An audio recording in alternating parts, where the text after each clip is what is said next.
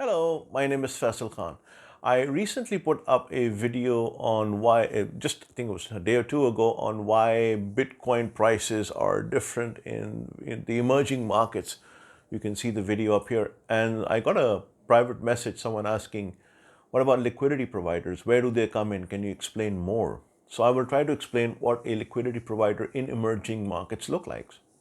You have an exchange, it needs Bitcoin. So obviously people need Bitcoin and only then they can buy it. So you have, let's say, an exchange in a country, you have users, they sign up, they attach their local bank account to it. Now they want to buy something. But who's selling? Well, maybe there's some seller in the country that has Bitcoin and they're happy to put it up for sale. That's good. Maybe a few more have it. Good. Maybe someone from foreign, from outside that country is sending in. Fine. At some point in time, that supply is going to go to zero. Then this exchange needs a liquidity provider, someone who is good enough to bring the Bitcoins and accept the other offered currency. It could be Naira, could be Indian rupee, could be the Bangladeshi taka, could be the Pakistani rupee, could be the Filipino pesos, whatever it is. A liquidity provider comes in for a pair and says, okay, I'm going to bring you Bitcoins and I'm going to sell them. So who are these people? Typically, they are miners, and miners need to find a way to get rid of their Bitcoin fast, although they can sell it on Coinbase and Kraken, etc. But the problem is too much documentation, KYC, KYB is required. And when they get that money back home into their country, the banks ask even more questions. So their quickest way of getting it out is selling it to a local seller, a local buyer, they being a local seller. And who are the local buyers? The exchanges are.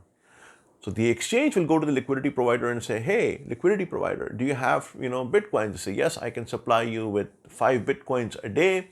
And you know what, as an exchange, I will take it. Why? Because my buyers on the exchange are willing to buy those coins and they're willing to give the local currency, and that local currency I will give to the local liquidity provider. So that's the number one way of doing liquidity provisions for exchanges. However, people who have figured out a way of getting that money out from that country, let's say out of Bangladesh or out of Philippines or out of Nigeria, and then recirculate it in dollars and then bring that money back in again, they can also be liquidity providers. Typically, these are P2P or B2B companies that are engaged in business to business or person to person remittances. As it was explained in the earlier video, they intercept the dollars or the foreign currency, they keep that outside, they buy Bitcoins, they send it out to the local exchange, and with the local payout, they pay out the intended business or the individual for whom the transaction was originally intended for. So that is how liquidity providers work. This is a very simplified way of telling it to you. There are obviously much more nuances and complexities of becoming a liquidity provider.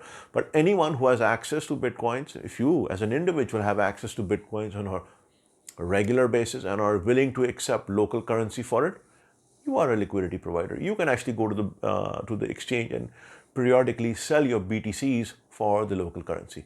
I hope I was able to answer that question. If you have a question, please put it in the comment down below. I'll be happy to answer. Till next time, this is Faisal Khan signing out.